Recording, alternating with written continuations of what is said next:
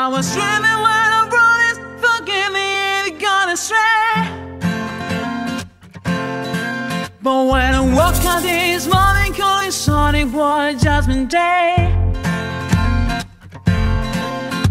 The sky was so broken, now with people running everywhere. We are live. Shoeless Joe and the Chicago Black Sox. This is a very interesting team. Yes, this is a very, very interesting team. Why?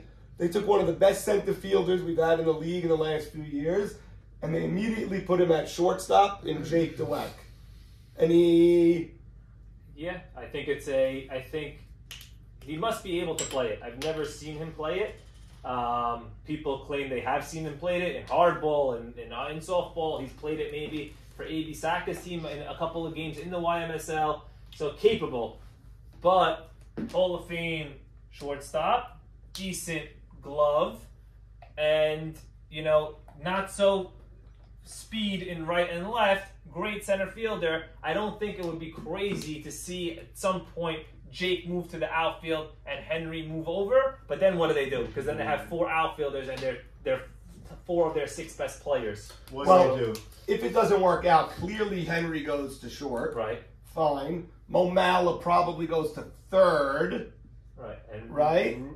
There's 2 go into the infield. 2 comes into second, and you force Saul to short center, whatever. And then you make it one work. of Bub or Ruby are sitting a game. You probably leave Bub in right, and you move Jake to left.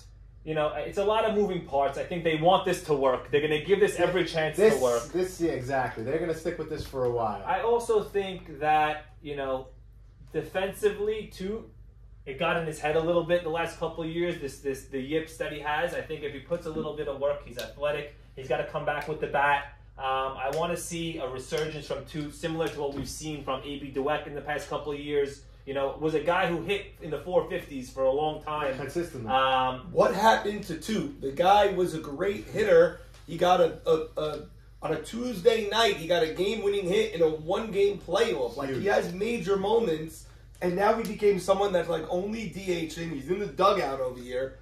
It's crazy. What happened to him? Listen, he could still hit 450. I think the outfield, the field's adjusted to his style of hitting. People are playing him shallow. He does tend to drop hits in that same area, so that's affecting his hitting. His fielding was never outstanding, but he definitely is in his own head, as Jack said. His reaction time is even a little off, but he could turn it on in a blink of an eye. If he was on shake and bake, this guy would be an all-star. The next step for the league in general, a lot of guys working on their hitting, is guys working on their defense. Because it's not that difficult to become an adequate defender. Right. It's just hard when you're showing up Sunday morning and it's 8 o'clock in the morning when we're taking batting practice and you're half sleeping and guys are fighting for positions because there's another second baseman on the other team that wants to take ground balls and you're getting 1 or 2 and then the game starts and haven't really made the throw and the pressure's on, and I think that affects his offense. When you're not going good defensively or when you're uncomfortable defensively, now you're up and it's hard to clear the head and take all the focus that you need on offense, and you have a bad at-bat, and then it carries over. It's all, compounding problems for Toot, but something that I think he can work on and return to form, possibly. Okay, so do you think Jake is working weekly, daily, whatever, taking a ton of grounders at short? Like I said, every team has a question. This is a question. They're confident he can do it. It's not their only question. I think that Bub is a very good right fielder when he gets to the balls.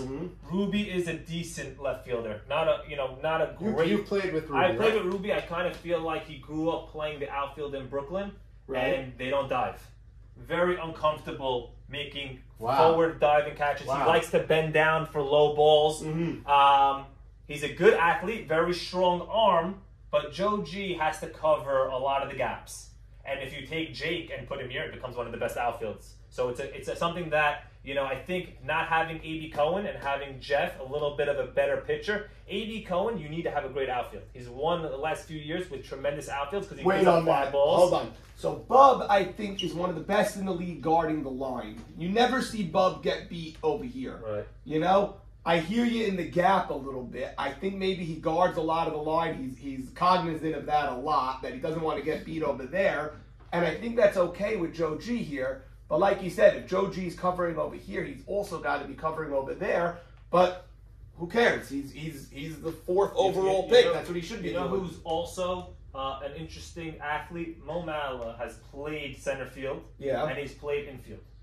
And even if Jake is working out, maybe he can go. It depends on how he works out. If they want to get tuned in, he's an interesting player because there's a lot of flexibility. The simplest swap is really this: Jake goes to short center, Momala to third, and Henry to short. You keep your outfield. Yeah, keep the outfield because there's very few better. I say what you want about Bub. I played with him last year. I'm the first to bash him. He's the best right fielder, I think, at reading the ball off the bat. Once or twice he'll freeze. Other than that, he gets to everything. And this guy has a cannon of an arm. Right. He does. He has It's a kid's show. He has a cannon of an arm, but he doesn't dive. So I understand that. But it's the outfield's good enough. Yeah, I like this team. We're poking holes, and again, a great trade made. I don't think they lost anything really too much. Saul and Ruby Saka both don't hit, both very gloves. Ruby Saka might have the notoriety of the hardware of gold gloves. Because he plays short center, that's why. But Saul's a very good fielder at second especially. Will make the great play, not only the good play, will make the great play at second. They don't need Ruby Saka because it was a luxury to have Mo Mala and Ruby Saka. Yeah. And they upgraded at pitcher. So it was a very great trade for them. This is a question mark. Raw is a question mark. Big to finish the plays. He's talked about it for a while, dating back to Cold Blooded. Was on my team, wanted to play first base. We had Sammy Cowell, a Hall of Fame first baseman, and he can only really play first base. We experimented maybe at second base for a game. He can only play first base. He has his shot. Back up the talk. A lot of guys in this league talk, and then when they back it up, there's nothing better. But you put a bullseye on yourself because now everyone's saying that this is a question mark. So if how he Raw doesn't plays, handle it, will Joe G be able to tell him? No. So he's got every game at first base. He's got the opportunity. Will eventually Joe G do something? Yeah. Will he? But I don't know. I think Raw and Joe G are very close. One of the closest pair of brothers. They love each other. Yep. He's going to have every opportunity. The question is, does it get to a point where it's hurting the team? First base is not just catch the ball. There's a lot of things going on that I think, it's going to be interesting to watch. I'm not saying he can't do it. He thinks he can do it for sure. We all can catch the ball. You got to scoop it. Wait. You got to scoop. And you got to throw the ball from first more than you think. I played first for a couple of years. There's a lot more throws than you think. You got to throw to third. You got to throw home. There's other things going on sometimes. There's also, controlling the infield. I think the first baseman kind of sets the tone of not telling people to eat the ball. Understanding, how far off the bag you're playing. A ball that's hit here, is he going for it? Because he's not covering first. Right. You have to know back to the bag if I go 2 steps and he's going to make the play. That's the toughest part about first base. Right. Do you go or do you not? Can Toot be the guy if he needs to make a change? Maybe Toot maybe overqualified for first. He's been a second baseman his whole life. He did mention he would like to play first in the later part of his career. So maybe you give him a game here and there just to see, but let's see. I don't think he'll get a game to start. I think they're confident with Raw being their guy. They're going to give him every opportunity to do it. And 3 weeks in, by game 6, they'll know if this is going to be something that's a problem or this is not a question mark, this is a check mark, and one less question about the Black Sox. The throwing styles, Henry has that thing where he runs up to here and then even if he has the guy by 30 feet, he will gun it to first to Raw. Jake is like an outfielder. He's got a cannon. Good arm. If they keep it in the air, it's no problem. But you know what? There's a difference when you have a great arm from the outfield and you have, an 8 to 6 foot radius of where I need to throw the ball. First base, you have to be on the money. I can have a very strong arm. You have to be accurate because errors on the infield, a lot of them are throwing errors. And, there's also a lot of confidence that comes with this. I played short last year, and you miss a ball or you make a bad throw, and then the next throw, you lollipop it, it's in the parking lot. The next one takes a bad hop. There's very little time of forgiveness here. So that's what Mo Shama told me maybe 15 years ago, and then Zach said it recently, and I told him that's what Mo Shama said, which is the difference at shortstop is you will not go through even a week where you don't make an error because there's 20 balls that come to you. You won't go through a week where you don't miss up one, or you won't go through 2 weeks, let's say. You have to be able to say, I'm making the next play, where center field, you could go the entire year and not you could go 5 years and not miss a fly And ball. even if you do miss one, you know the next 5 are going to be Yeah. pop-ups that you're going to make in your sleep. Right. This is every ball has a chance to be a tough bounce. The Yeah. infields aren't great, especially game 2. There's a lot of traffic on the bases. They're not dragging the fields. Yep. There's tough bounces. Yeah. And you know what's a benefit for him is he's athletic and he has a good arm. So he's going to be able to play a little deeper. And then you but can do everything. the deeper you play, Yeah. the extra hop is the Another scary bounce. hop. Another bounce. So it's a benefit for the best shortstops, the Zacks, the Gabes, the Moshamas. They play so deep that allows them to cut off balls, and they have the arms to still throw guys out. Right. But they also have great hands to where they're confident with that extra hop. You'll see if Jake feels confident and feeling good about himself, the depth that he plays at. Because he's athletically enough to get to this ball and to get to this ball, and he has Right. the arm. But if he's not so confident, the non-confident shortstops like me will play a little shallower because I want to see as least amount of hops as possible. I'm very excited to see how he does because it really could take his game to the next level. If he gets that confidence and now he's swinging the bat, he could become MVP candidate. Offensively, next level, he's there. Yeah. Last year, he Yeah. was the runner-up to MVP. I don't know the votes, but he had my vote. If I didn't vote for myself, or I don't know if I did, but he was the MVP. Going into the last 2 weeks, he had a good vote. And then he slipped down a little bit. His team didn't perform, so that also kind of hurt him. But offensively, I played with him 2 years in a row. Phenomenal. Kakambas, cold-blooded. You know, he's a great offensive player. Still doesn't get the credit, but I want to see how he reacts mentally after he makes an error. I think this will only help him. This guy has been played more shortstop than anybody. He's been there over and over and over again. He will only help Jake. I'm sure he wants to see Jake succeed. He's happy at third right now. But worst case, he could go there, which I love that Joe G did that. Worst case, he has a bona fide shortstop there, and he'll figure out the other pieces. Defensively, very good team. I think they have some questions, but they have enough pieces that they could answer the questions if they need to. They have the parts that are flexible. This is a very good team defensively. Let's look at the lineup.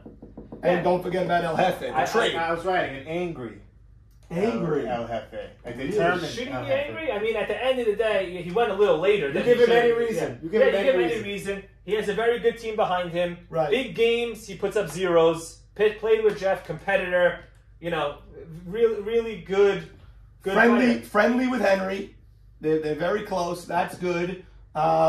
I think this team upgraded because, like you said, yes, Ruby Sack is a Gold Glove short center, but they don't need a short center on this team. They have O'Malley. Yeah. He could play any of these positions. He could play out there. That's a great short center right there. And you have Saul with a Gold Glove caliber second base. He's also a big-time competitor. Super utility guy. Big-time It's crazy. athlete. I didn't realize. It's a great guy to have on a team, and he can hit also. The biggest question with Mo Mala has always been his dedication to the league. Yeah. He Earlier signed up in the- day one, You and he told told me me in December, I You know, can't, when's the link? Where's the link? Earlier in his career, he always had the talent. He had the big, home runs and the big plays, but Yeah. he was playing hockey. He was out. He wasn't, 100% committed, especially a Brooklyn guy who's driving, who has to be up a little earlier. You Yes. have to be calm on Saturday. You have to be extra committed to do an hour drive and an hour back and be focused on it. And from what we're hearing, he's all in. And an all-in Mo Mala could be a steal. Could be next year a top 2-round pick talent that they got late, and that's what makes a championship team. Maybe they get something out of him. Maybe he hits 350. These guys. They some don't of these even guys need it. That's cherries. Yeah, Cherries on that's what I'm top of the saying. sundae. That's what I'm Go saying. with their Running lineup. defense. What do you do with their I lineup? love Bub at the top. Not sure they'll put Bub at the top. They might want to just start with Jake, Yeah. but it gives them a little bit of depth. Bub Jake is is a Bub. guy. There's 16 guys who drove in 10-plus runs and scored 10-plus runs last year. There's 2 of them on this team. Wow. I always am a big believer of 2-3. I don't like the best guy 1. I know a lot of teams do that. I know If you Zach can likes get- to do that. If you can get where this guy got on base so much, Bub, Yeah. that it gives you the luxury of having these guys be able to drive in runs and not be table setters only. And with this pick of Bub, who hit 500 and slugged in the high in 700, it's a great pick. But this guy had a great offensive year last year, and people don't talk about it. Over 450 and slugged 700 again. Wow. Ruby Shalou had Power. an average regular season. An average regular season means like player number 45 ranked offensively in the Okay. regular season in slugging and average. But in the playoffs, 10-game sample size, not small, hit over 500, slugged over 700. He's a guy who can put it all together and be consistent. So you're looking, that's already 5, 6, 7. Ike Batesha's a good hitter, streaky hitter. He's going to have to hit on this team. That's his role. You know, so it's a solid lineup through 8.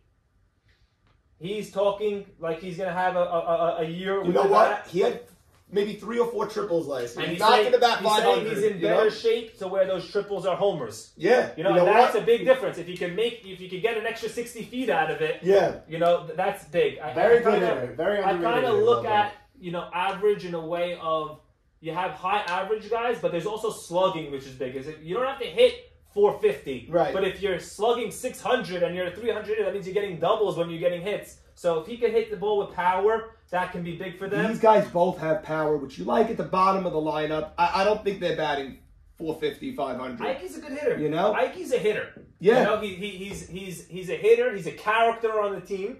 You know, he's a guy who his role is going to be offense. All right, but relax. He's not hitting 450. He's I don't know. He's hit 200-300. By the way, Mo Mallow might be batting cleanup on this team in front of Henry. You never know. But I would put Henry 5. I would do this, actually. This is what I would do. Start the year.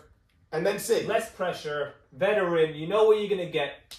Productive outs. Sometimes you don't need to get a hit. You need to move the runners over. Lefty. Easy to him to hit a ground ball to second base to move the runners and to force guys to put the pressure on the defense. You're going to get a professional approach at the bat with Henry. Someone who I'm very confident in batting fourth. I like this. Sometimes you see a team on the whiteboard, you like it better than you thought it was.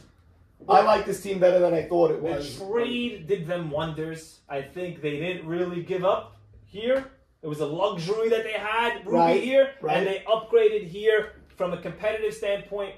Being that, you know, their team is flexible and their lineup is good, this is another really good team. They benefited that Michon really didn't want a pitcher, and they were able to scoop in and upgrade a pitcher over here.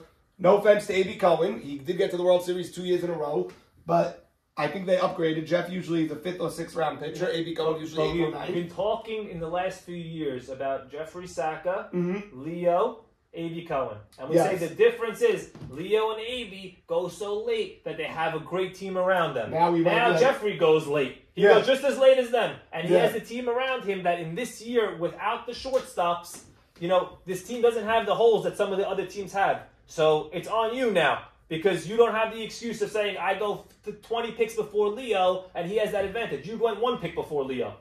You know, so how does he Pitching to Abdo, by the way, I heard from your boy KJ, they've already been practicing together, Abdo and Hef. So Abdo, the best thing for Abdo is that he's not with Jimmy. I think that's the best thing for Abdo. I think when he's with Jimmy, there's a lot of hecky that's not going to rub. It rubs everyone the wrong way, but it also gets him crazy. Yeah. I think he can focus. He's a great catcher defensively. He can hit a little bit if he has to, but he'll be good with Jeffrey. I think he'll be a good battery. I like the noise also. I know you said you don't always like noise, but I like the Henry type of noise. He doesn't stop. El Jefe, Raw, Bub. Yeah, it's positive noise also. Good noise. This guy who knows. Whatever. It's been around noise. Ike also, if you wake him up a little bit. Two could be the loudest if you get him going. If you get him going. Jig, you're great. I'll tell you, before the Jeffrey trade, I didn't see where this team meshed, and then everything changed once they got Jeffrey because he's a bona fide leader. He's friends with Hank, and Joe G now, there's a lot of pressure off him. He has Jeffrey now to really anchor this team in the middle of the mound. I give this team a B+. Wow, nice grade. Jack? We're through 2 teams, and so far both teams that we have questions here. And they're both 2 of their best players, Ali and Jake. Right. So we have some questions there. I'm going to go B with this team. I really like it a lot. I like their lineup. I think that this team will be, you know, playing in the second season, which is the playoffs. I am going B also because with Ali, at least I've seen him play shortstop. I know he had the surgeries, but I could agree that he could play shortstop. I've never seen Jake. Maybe he's better than Ali. Maybe he's worse. I don't know. I've never seen it. I do. If they didn't have Henry, this team I would give a C. I like that they have the backup just in case. When they went through the draft and they picked Henry where they picked him, I'm not sure that they knew that Jake was for sure going to be there, not in the outfield. Right. I think then they saw Ruby and Bub came to them. Right. They're like, okay, we can build an outfield and do this. And now we have the luxury of Henry playing third, which also helps us because. By the way, they it's traded up for Bub. They traded up for him. Well, he's worthy of it. You know, Yeah. at the end of the day, his offensive stats He's sick. are worth it. You know, he also has captain experience. Yeah. I think he's a new captain. He's going to lean on a captain who has captain experience, veteran, captain experience. Yeah. So I think that kind of was a great pick for Joe G of what he's getting. Captain of the year last year. He already leaned on him in this trade, which I tried staying as far away from as I possibly could. But I know he already leaned on his opinion, at least, on if they should do this trade, and they got it done. I'm giving them a B also, and we'll see how it goes. Also, Good team. You know, Henry, minor knee surgery, meniscus, I believe, back healthier than ever. Saw a video of him squatting. Some major weight. So I think also he's going to be, you know, he had a great year last year, but a little bit banged up, a little bit healthier. This guy changed my opinion of me. I thought he was a terrible fielder. Now I think he's a good average fielder. And he came up clutch for that team a bunch of times. Smart. He last got a year. little smarter. You know? Yeah. I was pinning him on that one terrible play he made years ago. And he proved me last year that, you know, he knows a lot more about the game than I thought Well, there was he the did. 3-0 thing that he swung at also. So, yeah, both those things. He got better. He improved. You know what? And you can't pin a career on one play. No, really. He had a great postseason last year. Hit a big home run to knock my team out in Huge. game 2. Yes. That were 2 tight games.